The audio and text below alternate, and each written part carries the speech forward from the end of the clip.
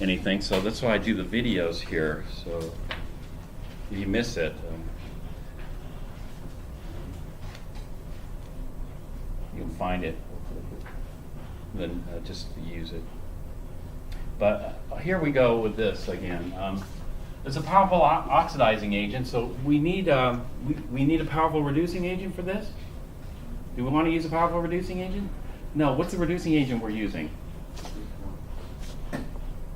Not group 1. Group 1 metals are. No, I said a weak one. Oh, weak one. Okay. Oxalic acid. Oxalic acid. That's the reducing agent we're using. Oxalic acid. If you were to make a fire, would you rather make a fire with ethanol, like ignite the ethanol, or would you rather ignite the oxalic acid? Are they both as flammable? If you were to give a flammability reading, let's call ethanol a 4, what would you give oxalic acid as a flammability reading? Like a 1? Have you ever tried to ignite your vinegar? Does it ignite very easily? No. Oxalic acid is what we call a carboxylic acid. Back in chapter 3, carboxylic acids have what kind of structural feature? Two of them.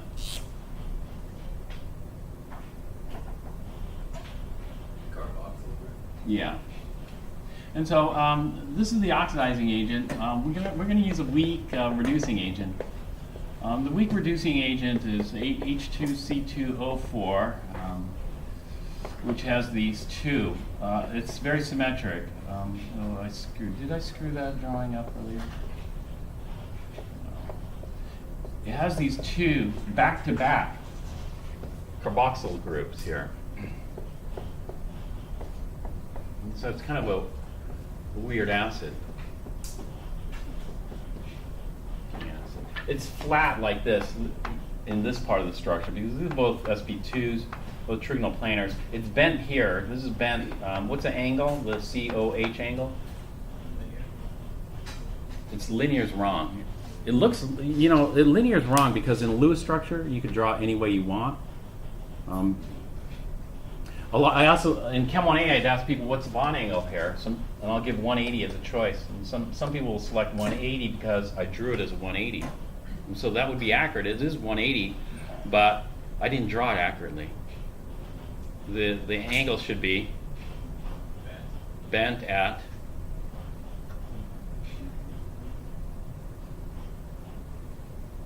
what's the hybridization on this oxygen? sp3. And sp3 has an angle of, it's sp3 angle, 109.5. But we got two lone pairs there. The two lone pairs will distort it. And so we'd expect a distorted angle of about, actually, we got two lone pairs, so it's even distorted more than 107. It'd be more like 10, like water. What's the bond angle in water?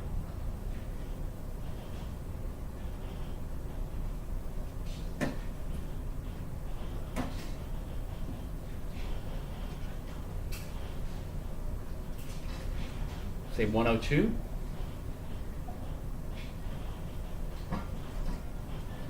$105.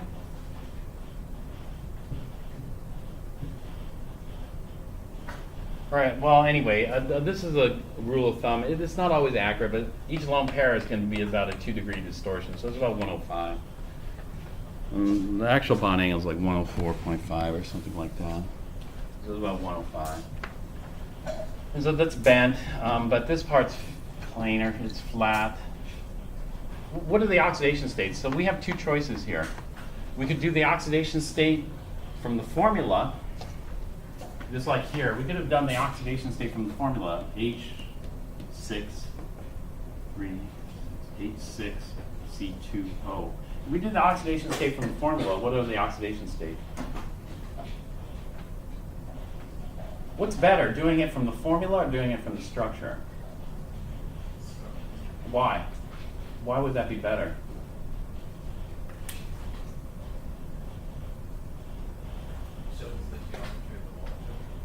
Structure does show the geometry, but geometry and oxidation state, you don't need one for the other.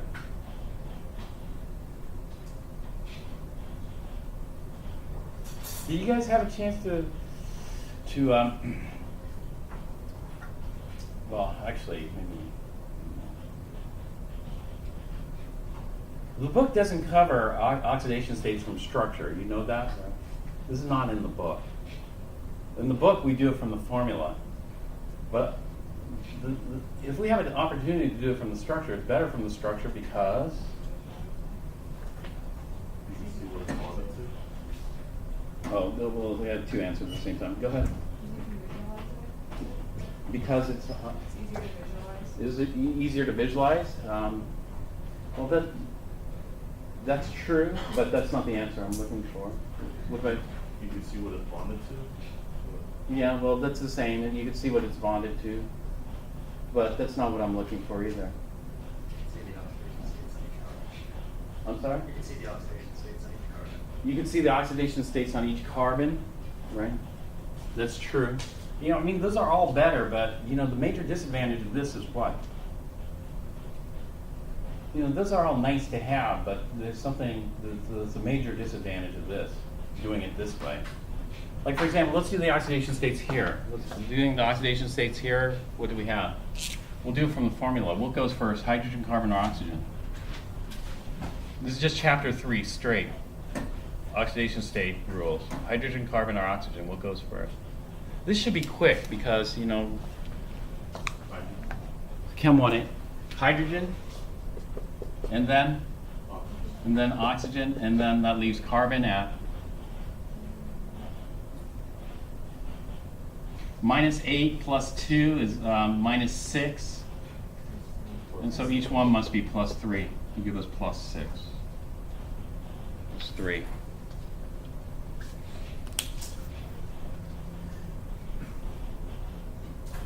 I didn't write it down. I don't write a lot of stuff down. I'll just say it. And this is why, this is why I always liked, when I was a student, I always liked the lectures where I could record it. Some professors let you record their lectures, others wouldn't. But when I had a chance and they let me record it, then I thought, I thought easy A. If I could record their lecture, I'm going to get an easy A without too much work. You know why?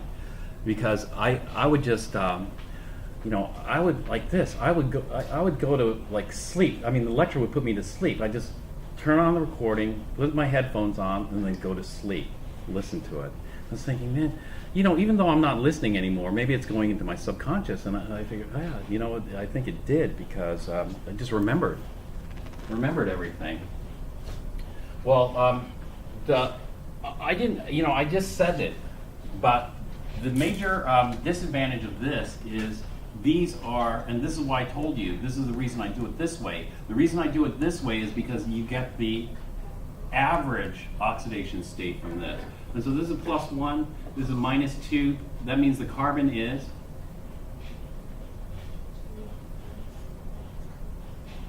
so +6 -2 is the carbon is -2. Well, which carbon's -2? None of them, because that's the average. Sometimes we don't want the average. Sometimes we want to know how it reacts. This is going to react differently. And anyway, this is very rich. This is very methane-like here. Over here, it doesn't make any difference because these two carbons are the same. Both of them are going to be +3 and +3. And you would look at this and you'd say, what do you say? Would you say electron-rich or electron-poor? Electron poor. In fact, I would say oxalic acid is probably a better oxidizer than it is a reducer. But could this act as a reducer? Yes, it could, because I know the maximum oxidation state on carbon is not +3. What is the max? +4. So this is capable of losing just one more electron.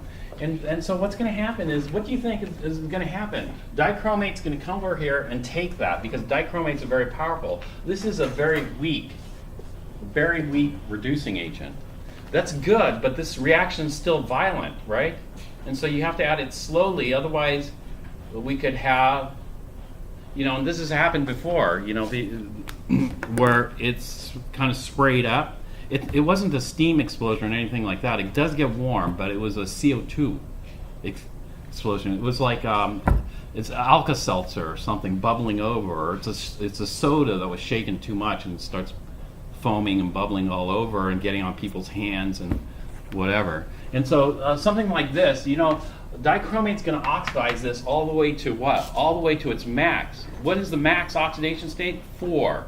And so it's going to go to carbon, what is it going to go? Is it going to go to carbon hexaoxide? CO6? What's the max I can go? Or carbon trioxide? Maybe it's going to go to carbon trioxide. Have you ever heard of carbon trioxide? Or it's going to oxidize to carbon tetraoxide? No, I know. It's just going to go to carbon monoxide. What is it going to go to? What do you think? It's going to oxidize the heck out of it and go to carbon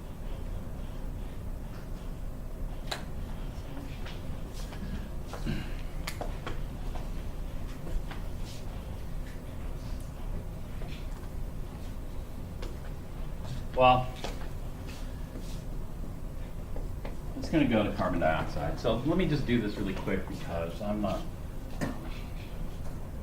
on time schedule here.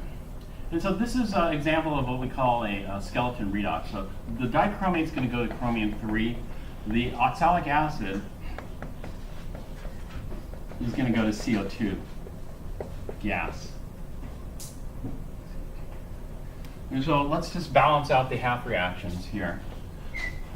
This dichromate to chromium-3 probably occurs in our chart, but I don't have our chart, so I'm just going to do it by hand. 2 chromiums to 1 chromium, so we change the coefficient to 2. 7 oxygens to 0 oxygens, so we add 7 waters here. 14 hydrogens on the right, 0 hydrogens on the left, so we add 14 H pluses. And then we look at the charge. -2 plus 14 gives me plus 12, plus 6 over here. And so we got plus 12 versus plus 6. So we need to add negatives, so we're going to add 6 negatives by 6 electrons. And so the reaction is going to be dichromate plus 14H plus 6 electrons yields 2 chromium-3 plus 7 H2Os. I could have skipped this and just looked it up on the chart, but I don't want to bring up the chart. Or I could have figured it out different ways, but this is chapter 5. The same thing here. Oxalic acid to CO2 is not on the chart, so I definitely have to do this by hand. And so oxalic acid going to CO2, I got 2 carbons here, 1 carbon here, so I'll need to have 2 CO2s here. And then oxygen-wise, I got 4 oxygens on the left, 4 oxygens on the right, so the oxygens are balanced. And then I go to hydrogens. I got 2 hydrogens here. I got 0 hydrogens here. And so I need to add 2 H pluses here. And then the charge is plus 2 and 0. So 0 on the left, plus 2 on the right. And so I need 2 electrons. And so oxalic acid is going to look like this. It's going to be H2C2O4 goes to 2 CO2s plus 2 H plus 2 electrons. And then we just combine these two. We'll combine the 2 half reactions. We need to multiply this one by 3 times 3 here. So I'm going to get dichromate plus 14H plus 6 electrons and plus 3 oxalic acids yields 2 chromium-3 plus 7 H2O plus 6 CO2s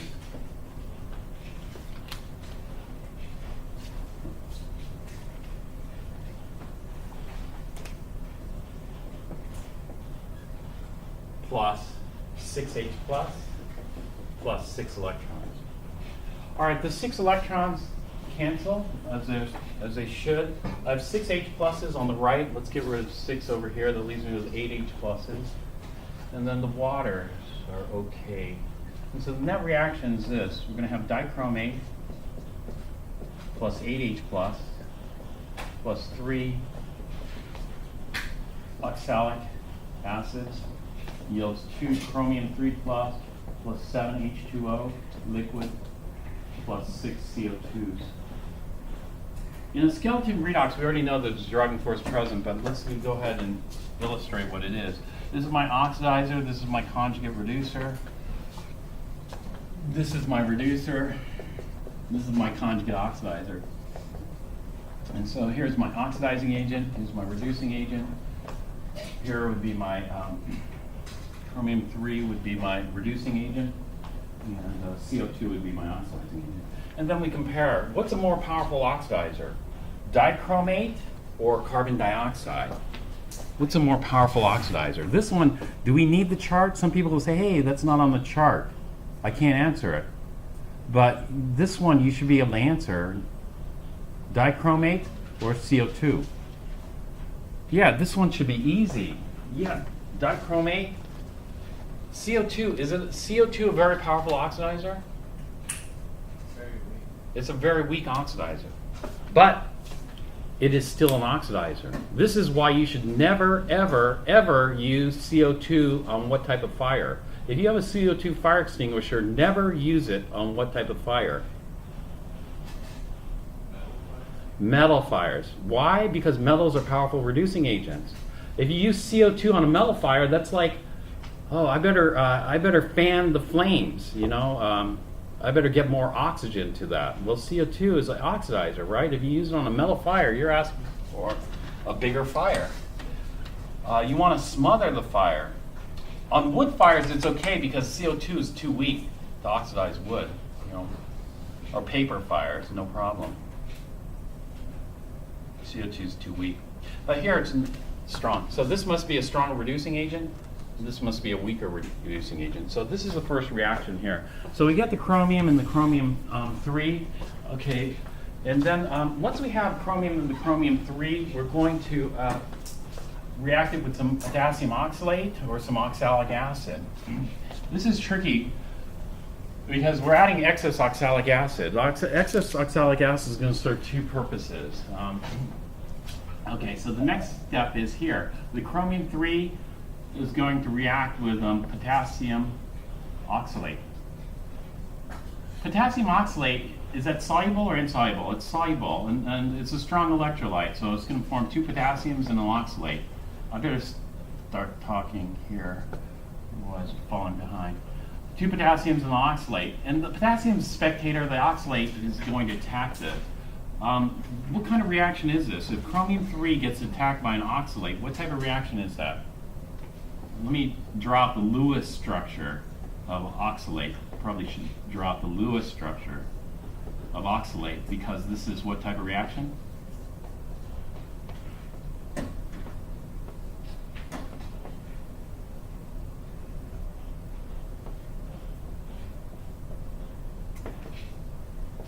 I circle formal charges. There's 2 negative formal charges on oxygen.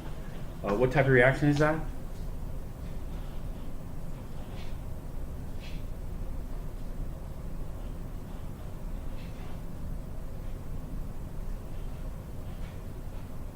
The type of reaction is it's a Lewis acid-base reaction in which the chromium or the oxalate is the Lewis acid.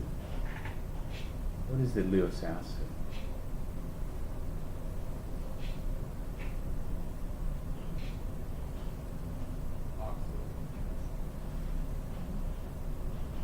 Oh, it's not the oxalate, it is the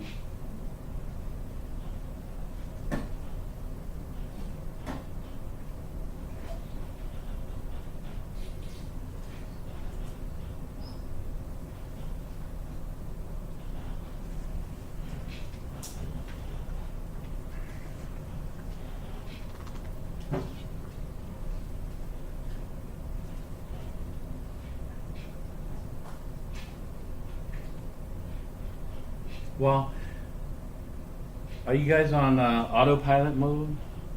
If it's not you have a 50-50 chance. There's already one guess. If it's not the oxalate, it's got to be well, there's only one other species left. It would be the other species. And then that means that the Lewis base must be the oxalate, and that means that it being a Lewis base in this type of reaction, we call oxalate a what? This is the type of stuff you're going to talk about in your report. We'd call oxalate and the recording's going on, so at least this will be in the recording, so you can go back and look at it. The oxalate is the Lewis base, which AKA ligand. And so ligand is, what happens in this? Ligand, or Lewis bases, or electron pair donors, boom, there's one. It turns out the second one here sees that, it likes that, it's 2. This third one sees this, likes it, but it can't. Bond 3, why?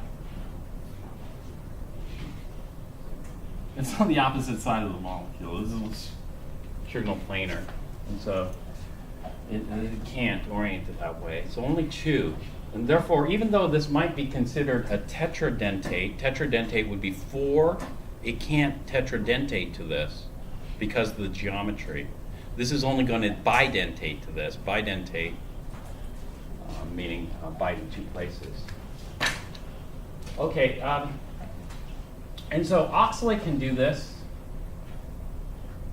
or oxalic acid can do this too. So, for example, oxalate and oxalic acid are both in solution here because we added excess. Our limiting reagent's got to be the dichromate. We don't want any dichromate left over, but we can have oxalic acid left over. The reason we can have oxalic acid left over is because of this. Oxalic acid can also react with this. If oxalic acid reacts with this, we have something like this.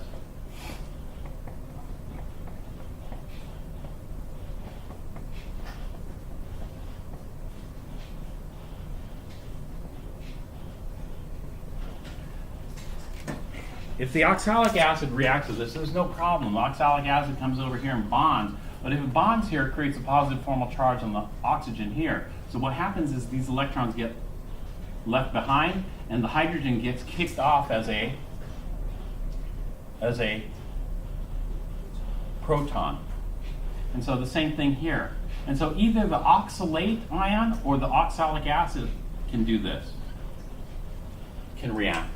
And so we'd end up with something like this so far. We would end up with, in this case, something like this.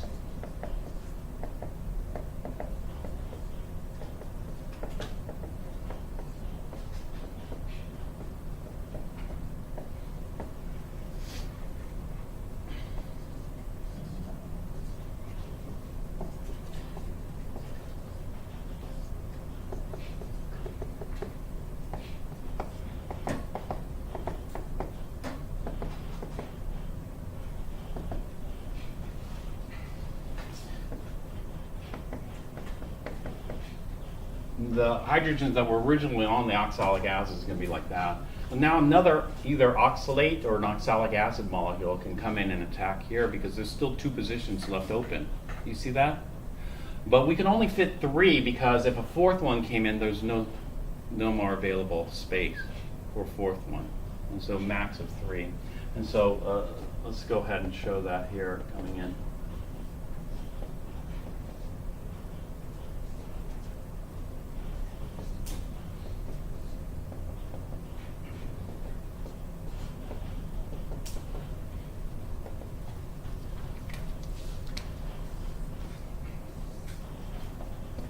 And so it goes on.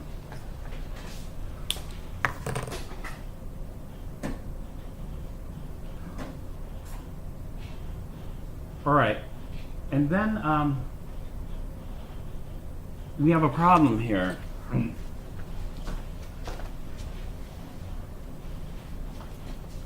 Because how do we precipitate out potassium trioxide out of chromate?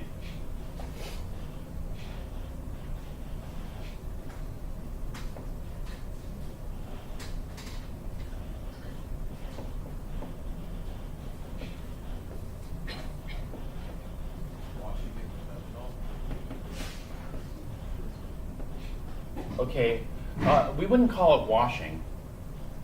We would call it solvent exchange. What we're going to do is this. We have other stuff in here, like potassium ions and other garbage. Like we're going to have excess potassium oxalate maybe, we're going to have some excess oxalic acid, that type of stuff in there.